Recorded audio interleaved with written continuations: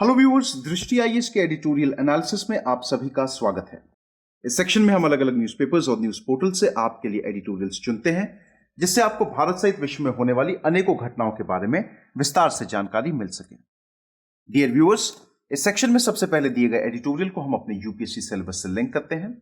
उसके बाद कुछ महत्वपूर्ण की पॉइंट्स और अंत में कुछ इंपॉर्टेंट कॉन्सेप्ट्स जो यूपीएससी एग्जामिनेशन के पर्सपेक्टिव से महत्वपूर्ण है उन्हें देखते हैं। डियर व्यूअर्स, हम आशा करते हैं कि दृष्टि आईएएस की तरफ से लिए गए इस इनिशिएटिव को आप काफी पसंद करेंगे और आपके सुझाव हमारे लिए अत्यंत महत्वपूर्ण हैं। तो कृपया कमेंट सेक्शन में अपने सुझाव जरूर दें। तो चलिए बिना किसी देरी के शुरू करते हैं आज का एडिटोरियल एनालिसिस। प्रिय व्यूअर, यह वीडियो अंग्रेजी में भी उपलब्ध है। देखना चाहें तो आप हमारे इंग्लिश चैनल दृष्टि आईएएस इंग्लिश पर जाएं।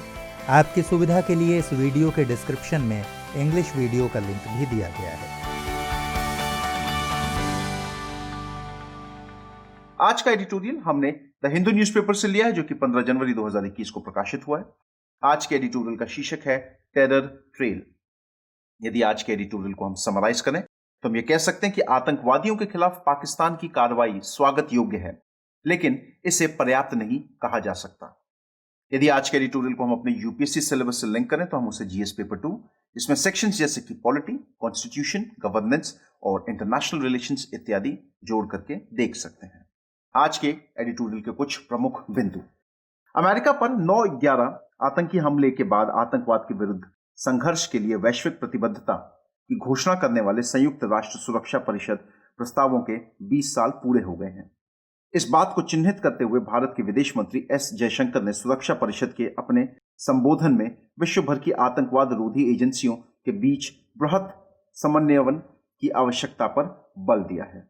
देखिए, जैसा कि हम जानते हैं कि 20 वर्ष पूर्व जब सुरक्षा परिषद में आतंकवाद के खिलाफ लड़ने की जो घोषणा हुई थी और वैश्विक प्रतिबद्धता की बात की गई थी, उसको 20 वर्ष पूरे हुए हैं। अमेरिका के ऊपर जब 9/11 के हमले हुए थे, उसके बाद से ही इस इनिशिएटिव को बनाया गया था और सभी देशों ने मिलकर के ये प्रण लिया था कि आतंकवाद को पूरे तरीके से जड़ से उखाड़ फेंकना है। इसी बात को चिन्हित करते हुए भारत के विदेश मंत्री एस जयशंकर ने सुरक्षा परिषद में जब उनका संबोधन आया तो उन्होंने दुनिया भर की जो आतंकवाद रोधी एजेंसियां हैं उन पर यह फोकस देते हुए कहा कि बहुत ज्यादा जरूरी है कि सभी एजेंसियां एक दूसरे के साथ मिलकर के आपसी सहयोग से और कोऑर्डिनेशन से काम करें ताकि यह आतंकवाद की समस्या को जल्द से जल्द खत्म किया जा सके। उन्होंने आतंकियों के वित्तीय संसाधनों पर नियंत्रण करने वाली एजेंसियों के बीच समन्वय मजबूत करने के साथ आतंकवादी संगठनों को नामित करने की संयुक्त राष्ट्र की शीर्ष निकाय की प्रक्रिया को कारगर बनाने की आवश्यकता पर प्रकाश डाला। अपने संबोधन में एस जयशंकर जी ने यह भी कहा कि जो सभी एजेंसियां जो आतंकवादियों के वित्तीय संसाधनों की पूरी जांच पड़ताल करती हैं, उनके बीच में भी समन्वय होना चाहिए और साथ ही साथ किसी भी आतंकवादी को या आतंकी संगठन वैश्विक स्तर पर जो डिक्लेयर किया जाता है, उसके लिए जो संयुक्त राष्ट्र की जो निकाय हैं उनको अपनी प्रक्रिया को और ज्यादा कारगर बनाने की आवश्यकता है और ज्यादा इंप्रूवमेंट्स लाने की जरूरत है।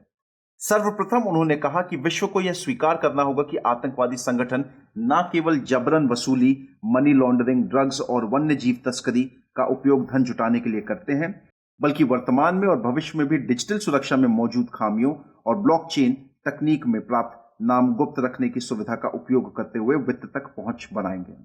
सबसे बड़ी चीज जिसके ऊपर, सबसे बड़े पहलू जिसके ऊपर एस जयशंकर जी ने नजर डाली, वो उन्होंने ये कहा कि अब ये पुराना समय नहीं रहा जहां पे आतंकवादियों की जो डिपेंडेंसी होती थी वो होती थी जो पैसा वसूल करने से या फिर मनी लॉन्ड्रिंग या ड्रग्स वाला जो पैसा है या वन्य जीवों का जो तस्करी होती है उससे पैसा नहीं। अब मॉडर्न टाइम में ये सभी आतंकवादी संगठन मॉडर्न अप्रोच अपना रहे हैं और उन मॉडर्न अप्रोचों के तहत अभी इस समय जो डिजिटल सुरक्षा जो है, जो डिजिटल पैटर्न होता है लेन देन करने का, उसमें जो खामियां हैं उनका इस्तेमाल कर रहे हैं। साथ ही साथ जो ब्लॉकचेन तकनीक है जिसमें नाम गुप्त रखने की कंडीशन होती है, उस सुविधा का भी उपयोग करके ये वित्त तक अपनी पहुंच जो है वो बना रहे हैं। अब यदि मैं ब्लॉकचेन की बात करूं तो ये एक ऐसी तकनीक है जिसे वित्तीय लेन देन या फिर फाइनेंशियल ट्रांजैक्शंस रिकॉर्ड करने के लिए एक प्रोग्राम के रूप में तैयार किया गया है। यह एक डिजिटल सिस्टम है जिसमें इंटरनेट तकनीक बेहद मजबूती के साथ अंतर्निहित है। यह अपने नेटवर्क पर समान जानकारी के ब्लॉक को संग्रहित कर सकता है, तो जरूरी है कि इसके ऊपर ध्यान दिया जाए। दूसरा, पाकिस्तान के स्पष्ट संदर्भ में उन्होंने संयुक्त राष्ट्र और वित्तीय कार्रवाई कार्यबल के बीच कार्रवाइयों के समेकन या संबद्धता की आवश्यकता पर बल दिया। उन्होंने जोर देकर कहा कि जो देश अपराधियों और आतंकवादियों की आर्थिक सहायता करता है और सुरक्षित आश्रय प्रदान करने के साथ ही साथ 5 स्टार ट्रीटमेंट देता है, उन्हें उत्तरदायी बनाए जाने की आवश्यकता है। अपने संबोधन में पाकिस्तान पर निशाना साधते हुए स्पष्ट संदर्भ में विदेश मंत्री जी ने यह कहा कि संयुक्त राष्ट्र को और साथ ही साथ FATF जो वित्तीय कार्रवाई कार्यबल है, इन दोनों एजेंसीज को जरूरत है कि ये अपने बीच एक तरीके से और कोऑर्डिनेशन बनाए और पाकिस्तान का जो पूरा मसला है उसको और बेहतर तरीके से एड्रेस किया जाए। उन्होंने पाकिस्तान पर ही जोर देते हुए यह भी कहा कि वो सभी देश जो अपने घरों में अपराधियों और बाहर के आतंकवादियों को पनपाते हैं, आर्थिक सहायता मजबूत करते हैं, सुरक्षित आश्रय देते हैं, उन सभी देशों को उत्तरदायी बनाए जाने की आवश्यकता है और उन पर कड़ी कार्रवाई करने की जरूरत है। यदि वर्तमान परिदृश्य के बारे में बात करें तो भारतीय विदेश मंत्री के यह शब्द इस परिप्रेक्ष्य में विशेष रूप से महत्वपूर्ण है कि इस हफ्ते FATF के एशिया प्रशांत संयुक्त समूह की बैठक होनी है, जिसमें पाकिस्तान को ग्रे लिस्ट में बनाए रखने या बाहर निकलने अथवा उसे ब्लैक लिस्ट में डालने पर सिफारिशों को अंतिम रूप दिया जाएगा और भारत इस पर कड़ी नजर रखे हुआ है। देखिए, ये सभी जो चीजें हैं ये इस समय इतनी इंपॉर्टेंट इसलिए है क्योंकि इसी सप्ताह प्रशांत संयुक्त समूह जो FATF का एक हिस्सा है, वो पाकिस्तान को लेकर के जो राय है, अपनी रिकमेंडेशंस जो है वो देने वाला है। यदि उस बैठक के संदर्भ में बात की जाए तो उस बैठक में यह तय किया जाएगा कि क्या पाकिस्तान का जो ग्रे स्टेटस चल रहा है FATF में उसे बरकरार रखा जाए या उसे और निचला स्तर देकर के ब्लैक कैटेगरी में डाल दें, या फिर पाकिस्तान की कार्रवाई आतंकवाद के विरुद्ध देखते हुए पाकिस्तान को ग्रे लिस्ट की क्राइटेरिया से और ब्लैक लिस्ट के क्राइटेरिया जो इसमें अभी नहीं है, किसी भी क्राइटेरिया में ना रख करके उसे मुक्त कर दिया जाए। भारत इस पे बहुत पैनी नजर बनाए हुआ है। क्यों? क्योंकि देखिए, भारत पाकिस्तान से बहुत अच्छे तरीके से अवगत है। पाकिस्तान पूर्व में भी ऐसी कई बार हरकतें कर चुका है जहां अंतर्राष्ट्रीय दबाव के समक्ष उसने आतंकवादियों पर कार्रवाई तो की, लेकिन जैसे ही अंतर्राष्ट्रीय पक्ष थोड़ा सा ढीला हुआ, पाकिस्तान दोबारा से वापस अपने आतंकवाद के ही एजेंडे पर आ गया और भारत को परेशान करने का प्रयास किया।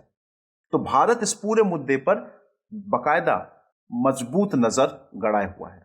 अंत में उन्होंने ऐसे देशों की ओर ध्यान दिलाया जो आतंकवादियों का नाम निर्दिष्ट करने के मामले में अपना राजनीतिक और धार्मिक संबंधों के आधार पर निर्णय लेते हैं और इसी आधार पर सुरक्षा परिषद में ऐसे प्रस्तावों का समर्थन और विरोध करते हैं, बजाय इसके कि इन व्यक्तियों के विरुद्ध उपलब्ध साक्ष्यों का तकनीकी मूल्यांकन करें। देखिए, बिना नाम लेते हुए कुछ देशों के बारे में यहां पे जो विदेश मंत्री हैं उन्होंने बात करी। मुख्यतः यहां पे बात हो रही थी चाइना, मलेशिया और तुर्की जैसे देशों के बारे में। एस जयशंकर जी ने यह साफ शब्दों में कहा कि कई देश अपने राजनीतिक और अपने धार्मिक एजेंडे को ज्यादा प्रोत्साहन दे रहे हैं। देशों को चाहिए कि वो जो एविडेंस है, जो सबूत है, उनके आधार पर कार्रवाई करें, ना कि मेरा राजनीतिक हित किससे सध रहा है या मेरा धार्मिक हित किसके साथ मिल रहा है, उस एजेंडे के ऊपर ध्यान दें। जैसा कि हम लोगों ने देखा कि पूर्व में चाइना ने अजहर मसूद के ऊपर जब वैश्विक आतंकवादी उसको घोषित करने की बात हो रही थी तो कई बार वीटो लगाया। हालांकि अब अजहर मसूद को हम आतंकवादी घोषित करवा चुके हैं, लेकिन चाइना ने कई बार यूनाइटेड नेशन सिक्योरिटी काउंसिल में वीटो किया है इस प्रस्ताव को।